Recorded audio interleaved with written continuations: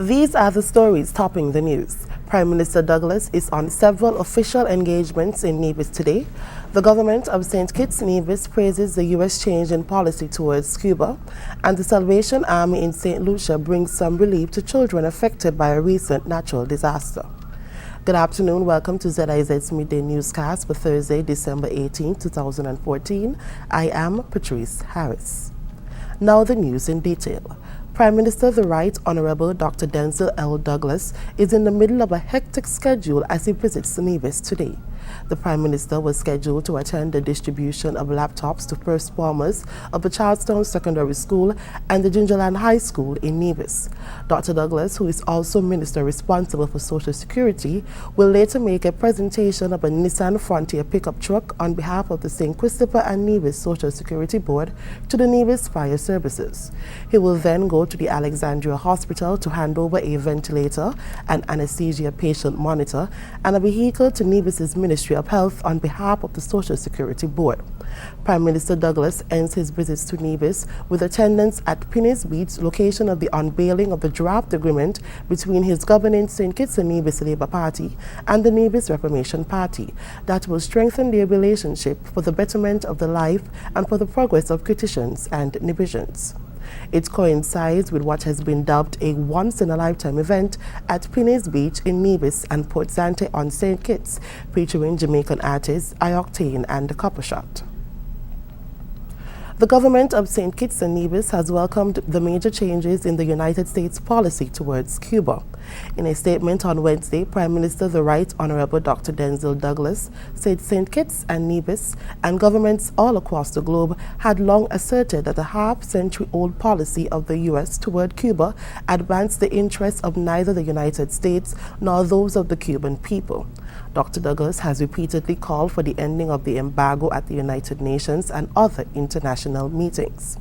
He stated that the decision of the United States to no longer be the only country on earth dedicated to the isolation of Cuba is therefore a most welcome development in the eyes of the international community.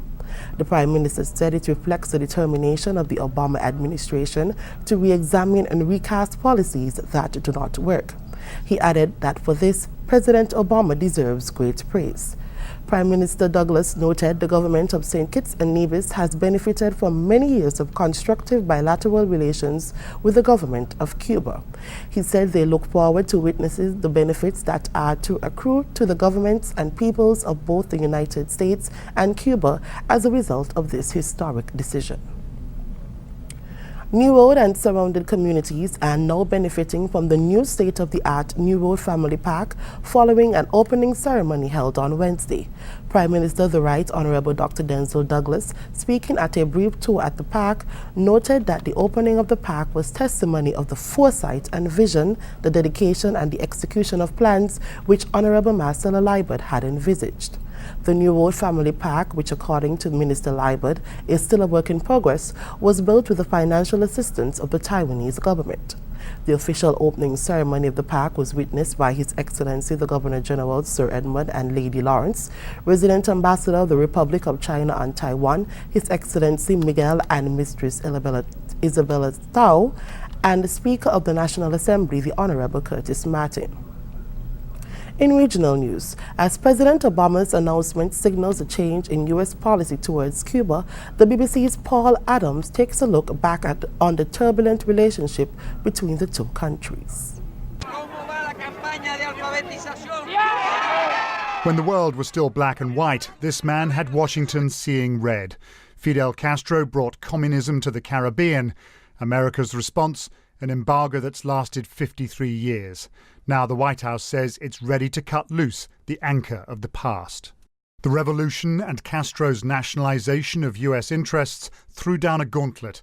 Successive American administrations responded with threats and plots. In 1961, the CIA sponsored a disastrous attempt at counter-revolution. It ended in humiliation at the Bay of Pigs. Cuba's reputation as a Cold War flashpoint cemented the following year in a missile crisis that brought the world to the brink of nuclear war. It shall be the policy of this nation to regard any nuclear missile launched from Cuba against any nation in the Western Hemisphere as an attack by the Soviet Union on the United States, requiring a full retaliatory response upon the Soviet Union. The battle lines drawn up amid such drama simply froze with time. Cuba's economy, once so dependent on its huge neighbor to the north, withered. Firmly in the Soviet camp, Cuban troops and advisors could be found in distant Cold War conflicts in Angola and Mozambique. And all the while, Fidel kept up his fiery, often long-winded rhetoric.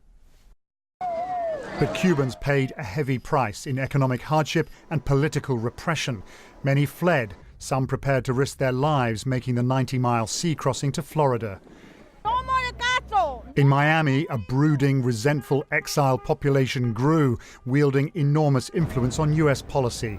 But as the old-timers have passed on, younger generations have started to talk about dialogue. Fidel was getting old, passing the reins of power to his younger brother, Raul, and slowly, on both sides of this bitter divide, a tentative thaw began. This handshake at a memorial for Nelson Mandela a year ago was a clear sign. Now Washington says it no longer serves America's interests to seek Cuba's collapse. It's time, it says, for a better future. Paul Adams, BBC News. The Salvation Army in St. Lucia has partnered with the Ministry of Social Transformation and other private sector agencies to convene a Christmas party for children affected by the Christmas Eve drought. The ministry says it was elated when it was approached by the private sector entities and non-government organizations to participate in the activity. The Ministry of Social Transformation is happy indeed today to be collaborating with a number of stakeholders, namely Rhythm FM, KFC, the Salvation Army, in terms of bringing some Christmas feeling to kids who have been affected by the post-Christmas Eve trough last year. We were quite happy when we were approached by these private sector partners and the NGO community to be able to bring some kind of joy to these children. The Salvation Army is pleased to be involved in this by asking the public to collect toys for this event. We have also taken the toys and wrapped them. We are pleased to be in partnership with the Social Transformation Ministry, KFC and Mr. Men's and Rhythm FM in this noble event. So we just thank God for this day today, and so we just enjoying it here with the others and the kids. Among those who participated in the event were the Kentucky Fried Chicken franchise and Rhythm FM. Internationally, a government source says U.S. officials have determined North Korea was behind a cyber attack on Sony Pictures, an unprecedented act by a small, isolated nation. A U.S. government source says investigators have determined that North Korea is behind a cyber attack on its new motion picture, The Interview, a crass comedy about two journalists recruited by the CIA to assassinate North Korea's Kim Jong-un. The theater debut of the movie canceled after a hacker group threatened attacks on cinemas which showed the film. Reuters correspondent James Pearson. Using an asymmetric tactic like hacking is probably a very smart idea for North Korea's military strategists. What's different is that they've previously only gone after military targets in South Korea with their hackers. This time they've gone after a very high-profile corporate target, which has really exposed their capabilities, which they, for years, have really been lying in the shadows in Pyongyang. Sony said it was deeply saddened by the decision. The company already reeling from the hacking of its computers and damage to its reputation. Rescue workers have been working feverishly, some using bare hands to search for survivors in the rubble of a 4-story building that collapsed in the Kenyan capital, Nairobi. Gavin Ogari reports. A bare-hand search for survivors in what remains of a 4-story building that collapsed in Nairobi on Wednesday. At least 6 people were injured when the ceilings caved in, and local media reported that more are still feared beneath the rubble. Eventually, a moment of hope as rescuers find one person alive. Into the night, they continue their search and spot another possible survivor. One tenant says he barely made it out alive. I woke up very fast. I was checking if there were any cracks within the building from the floor to the ceiling, and I did not see any. Then I heard some weird noise and I jumped out of my house naked.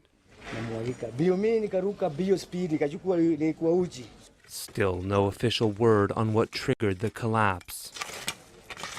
Now the weather.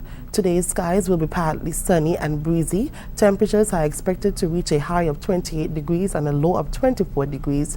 Light winds will be blowing from the east-northeast at 10 to 20 miles per hour. This evening, skies are expected to be partly cloudy with possible showers. Sunset will be at 5:41 p.m. That's it for ZIZ's midday newscast. Join us at 6:30 and 7 p.m. for the evening news.